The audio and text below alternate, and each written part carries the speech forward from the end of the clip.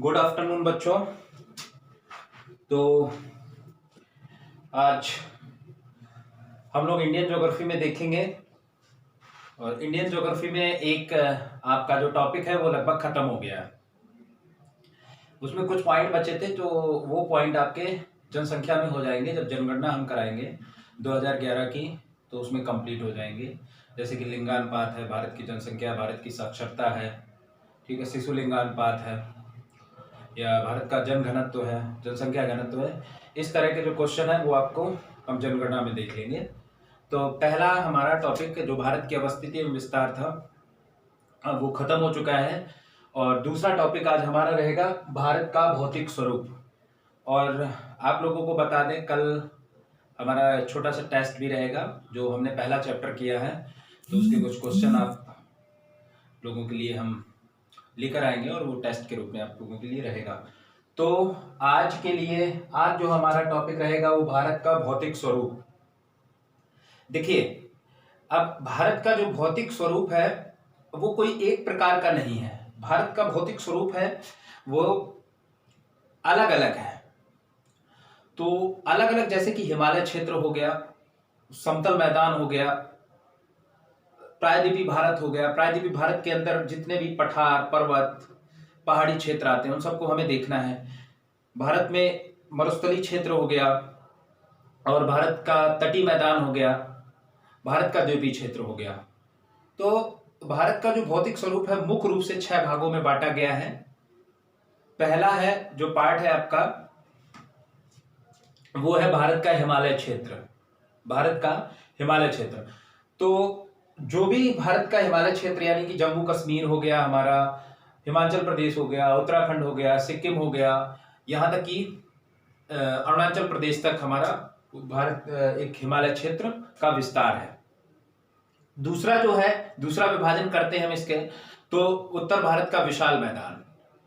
उत्तर भारत का विशाल मैदान है वो सबसे ज्यादा जगह घेरे हुए, लगभग 43% भाग पर उत्तर भारत का विशाल मैदान फैला हुआ है। ये पंजाब से लेकर उत्तर प्रदेश का दोआब क्षेत्र, गंगा यमुना के नदियों के जो बीच का क्षेत्र होता है, कोई भी नदी है उन दो नदियों के बीच का जो क्षेत्र होता है उसे दोआब बोलते हैं। तो गंगा यमुना के दोआब का क्षेत्र उत्तर प्रदेश में, इसके अलावा बिहार में मध्य आपका क्षेत्र है, फिर असम में आपका ब्रह्मपुत्र नदी का जो समतली मैदान है। तो ये टोटल मिलके बनता है उत्तर भारत का विशाल मैदान। पंजाब से लेकर पंजाब, हरियाणा, उत्तर प्रदेश, बिहार, पश्चिम बंगाल का भी पार्ट थोड़ा आ जाता है। इसके अलावा असम का क्षेत्र जो है, ब्रह्मपुत्र नदी का क्षेत्र है, उसका समतली मैदान। सेकंड नंबर पे ये हो गया। थर्ड नंबर पे जो है वह है भारत का मरुस्थलीय क्षेत्र। तो भारत का जो मरुस्थलीय क्षेत्र वो मुख्य रूप से आप देखते हैं कि राजस्थान का जो पश्चिमी पार्ट है, पश्चिमी क्षेत्र है, जैसलमेर, बाड़मेर और बीकानेर वाला जो क्षेत्र है। इसके अलावा गुजरात का जो उत्तरी क्षेत्र है, कच्छ का जो रण है, तो वो क्षेत्र भी इसमें मरुस्थलीय क्षेत्र में आ जाता है। तीसरा पार्ट आता है प्रायद्वीपीय भारत का पठार या प्रायद्वीपीय भारत का क्षेत्र। तो प्रायद्वीपीय भारत का जो क्षेत्र है तो मुख्य रूप से काफी बड़ा क्षेत्र है। इसमें बड़ा क्षेत्र इसलिए भी हो जाता है कि इसके अंतर्गत पठार, पर्वत, पहाड़ तीनों चीजें मिक्स हो जाती हैं आके। तो प्रायद्वीपीय भारत का जो पठार है वो मुख्य रूप से जैसे कर्क रेखा से भारत का विभाजन हुआ है। तो एक उत्तर भारत का क्षेत्र है और एक जो नीचे का क्षेत्र उसे प्रायद्वीपीय भारत का क्षेत्र बोलते हैं। तो उसके अंतर्गत जितनी भी पर्वत, पहाड़ियां, पठार वगैरह है उस क्षेत्र को बोला जाता है प्रायद्वीपीय भारत का पठार। फिर इसके बाद जो पांचवा है वो है आपका, हाँ कितने हो गए पॉइंट, हिमालय क्षेत्र हो गया, विशाल मैदान हो गया, भारतीय मरुस्थलीय प्रदेश हो गया, ठीक है, प्रायद्वीपीय पठार हो गया, तटीय मैदान। तो तटीय मैदान भी काफी क्षेत्र में फैला हुआ है। भारत जो है वो 2 तटों के क्षेत्र में बटा हुआ है, एक पश्चिमी तट है और एक हमारा है पूर्वी तट है। पश्चिमी तट जो है इसका विस्तार जो हम देखते हैं वो गुजरात से लेकर अरब सागर का जो क्षेत्र है, ठीक है, गुजरात से लेकर तमिलनाडु के क्षेत्र तक, जो कन्याकुमारी के तमिलनाडु का जो क्षेत्र जहां पे केरल और तमिलनाडु का मिलन बिंदु है, तो वहां तक ये पश्चिमी तट माना जाता है। और फिर तमिलनाडु से लेकर कोलकाता तक, जो तटीय क्षेत्र है या तटीय मैदान है वो आपका पूर्वी तट है।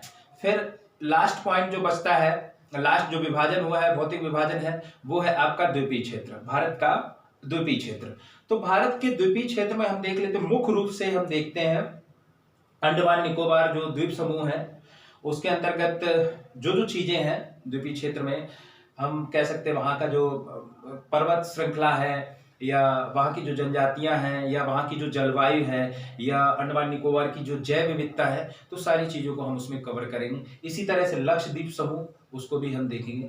तो फिर इन सबको जब इनके छोटे छोटे से पॉइंट बना के हम इनको कवर कर लेंगे तो ये पूरा हमारा भारत का भौतिक विभाजन क्लियर हो जाएगा।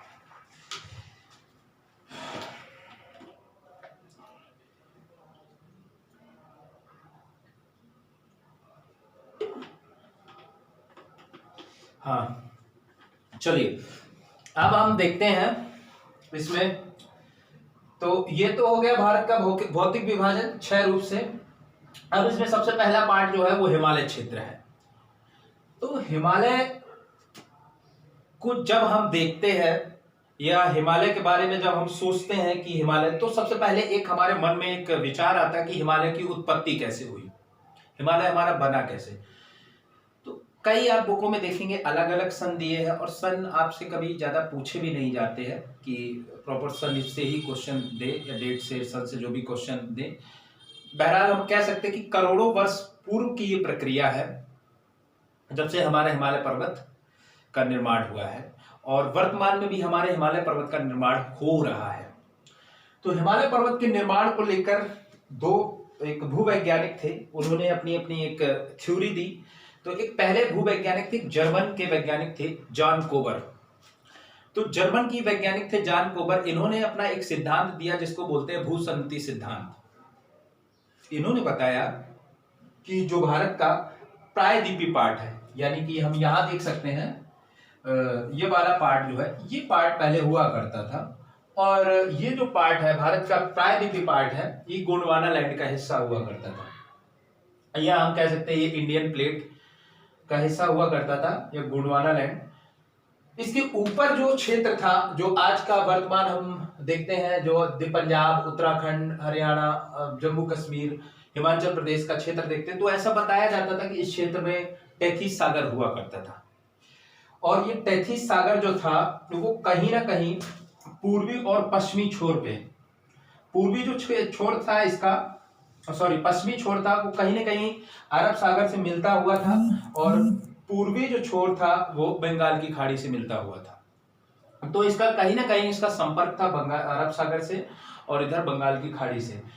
तो इस बड़े भूभाग में जल हुआ करता था, जल क्षेत्र था जिसे हम तैतीस सागर के नाम से जानते हैं। और इसके ऊपर एक भूभाग हुआ करता था जिसे हम, जो आज का वर्तमान का तिब्बत या तिब्बत का क्षेत्र कह सकते हैं, तिब्बत चीन का जो क्षेत्र है, तो इसे अंगारा लैंड बोला जाता था। हमारा जो भारत का क्षेत्र था वो गोंडवाना लैंड था और जो ऊपर का क्षेत्र था उसे कहते थे अंगारा लैंड। तो कोबर साहब ने बताया कि अंगारा लैंड जो है वो यूरेशियन प्लेट का हिस्सा है। तो कोबर साहब ने बताया कि जो अंगारा लैंड से कुछ नदियां ऐसे प्रवाहित होती थी, वैसे आज भी आप देखोगे तो कुछ नदियां अभी भी श्योक नदी है, कुछ नदियां हैं जो प्रवाहित होती हैं। तो उन्होंने बताया कि कुछ नदियां उत्तर से दक्षिण की ओर प्रवाहित होती थी। तो इसका मतलब है कि जो नदियां प्रवाहित होती होंगी वो कहीं ना कहीं तैतीस सागर में आके गिरती होंगी। और जॉन कोबर ने यह भी बताया कि जो प्रायद्वीपीय भारत की कुछ नदियां उत्तर की दिशा में बहती थी। तो हम बिल्कुल मानेंगे कि उत्तर की दिशा में आज भी, वर्तमान में भी उत्तर दिशा में भारत में कुछ नदियां बहती हैं, जैसे कि बेतवा हो गया, सोन नदी हो गई, केन नदी हो गई। तो ये अन्य नदियां, जो ये नदियां हैं, ये उत्तर दिशा में बहती हैं। ठीक है, दक्षिण से उत्तर दिशा की ओर ये नदियां प्रवाहित होती हैं। मुख्य रूप से भारत में जो नदियों का प्रवाह है वो पश्चिम से पूर्व की ओर है। चलिए यहाँ पे हम आते हैं अपने पार्ट पे। तो इन्होंने बताया कि जैसे नदियां इसमें काफी समय मतलब होता गया और नदियां यहाँ पे, ये जो तैतीस सागर था, तैतीस सागर में ये गाद के रूप में, जो नदियों की गाद थी, मिट्टी, कंकड़, पत्थर, वो जमा करते रहे और एक निक्षेपण होता रहा। निक्षेपण होने के बाद करोड़ों वर्षों की प्रक्रिया के बाद यहाँ अवतलन हुआ और अवतलन के बाद यहाँ पे एक बड़े ट्रायंगल शेप का एक भूभाग का निर्माण हुआ। त्रिकोणीय भूभाग का निर्माण हुआ, जो कि जिसे हम हिमालय पर्वत के नाम से जानते हैं। तो ये पार्ट जो बताया, ये जॉन कोबर ने बताया, इसी को कहते हैं भूसन्नति का सिद्धांत। जॉन कोबर का सिद्धांत उसे कहते हैं जॉन कोबर के भूसन्नति सिद्धांत। अब इसी में आगे वैज्ञानिक भूवैज्ञानिक आए, हैरी हेस वैज्ञानिक थे। तो इन्होंने इनके बारे में इन्होंने माना कि हाँ ऐसा हो सकता है, लेकिन ये पूर्ण रूप से सच नहीं है कि इतना समय लगा और इस तरह से हिमालय पर्वत का निर्माण हुआ। इन्होंने बताया कि यहाँ पे नदियां प्रवाहित हुआ करती थी और इस तरह यहाँ पे गाद या जो निक्षेपण हुआ। तो लेकिन इसका जो यहाँ पे हिमालय पर्वत का जो निर्माण हुआ है, इसका मुख्य कारण है प्लेटों का आपस में टकराना।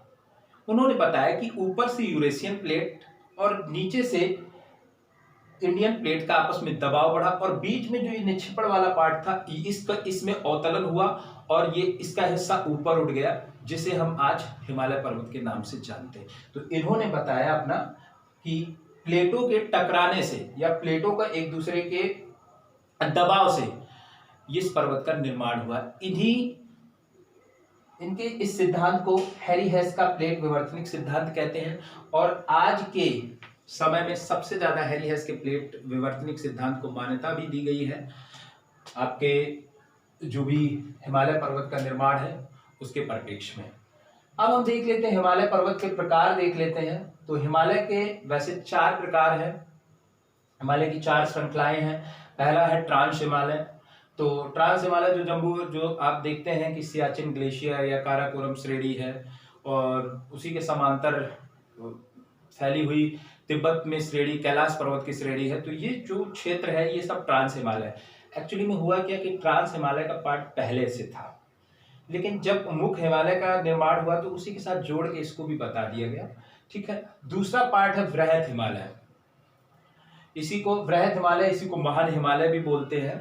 तो महान हिमालय जो है, तीसरा पार्ट है इसका लघु हिमालय और चौथा पार्ट है इसका शिवालिक। तो बच्चे बात कर लेते हैं इसमें जो वृहत हिमालय, लघु हिमालय और शिवालिक हिमालय है। तो ये तीनों हिमालय मुख्य हिमालय का हिस्सा है। ये तीनों वही हिमालय हैं जो यहाँ पे तैतीस सागर हुआ करता है। तैतीस सागर के स्थान पे जो ये जिसका निर्माण हुआ है वो यही 3 हिमालय। इसके जो ऊपर का पार्ट है वो ट्रांस हिमालय है या इसको पार हिमालय के नाम से जानते हैं। तो फिर ये हमारा हिमालय यहाँ तक हो गया। फिर इसमें कुछ श्रृंखलाएं भी हैं और उन श्रृंखलाओं के बारे में हम देखेंगे कि ट्रांस हिमालय में कौन कौन सी श्रृंखला हैं। तो ट्रांस हिमालय में जैसे हम K2 गाडविन ऑस्टिन देखते हैं, ये काराकोरम रेंज की एक श्रेणी है और भारत की ये सबसे ऊंची श्रेणी है, लेकिन हिमालय की नहीं कहेंगे। अगर ये क्वेश्चन पूछा जाए कि भारत में हिमालय की सबसे ऊंची चोटी कौन है तो हम बताएंगे कंचनजंगा। लेकिन अगर ये पूछा जाए भारत की सबसे ऊंची चोटी कौन है तो फिर हम बताएंगे K2 गाडविन ऑस्टिन। और इसके अलावा वृहत हिमालय की जो बात करते हैं, वृहत हिमालय में विश्व की जो सबसे ऊंची चोटियां हैं, मुख्य रूप से आप चाहे उसमें एवरेस्ट देख लें, मकालू देख लें, मसालू देख लें और भी अन्नपूर्णा देख लें, नंदा देवी देख लें, तो ये श्रेणियां जो सब हैं ये सब वृहत हिमालय का पार्ट है। इसके अलावा लघु हिमालय में जो कुछ घास के मैदान भी पाए जाते हैं और इसमें कुछ धौलाधर नामक श्रेणी, पीर पंजाल नामक श्रेणी इसी हिमालय का हिस्सा है। तो आज के लिए हम इतना ही रखते हैं और कल हम देखेंगे कि जो भी इसके अन्य पार्ट हैं, हिमालय का भी जो पार्ट बचा हुआ, और कल हम इसके पासेस भी देख लेंगे, जो भी हिमालय क्षेत्र में पासेस दर्रे हैं उनको देख लेंगे। और ये मैप हम आपको, जो भी आपको क्लियर नहीं दिख रहा होगा, लेकिन हम इसको मैप आपको फोटो के द्वारा आपको भेज देंगे। धन्यवाद।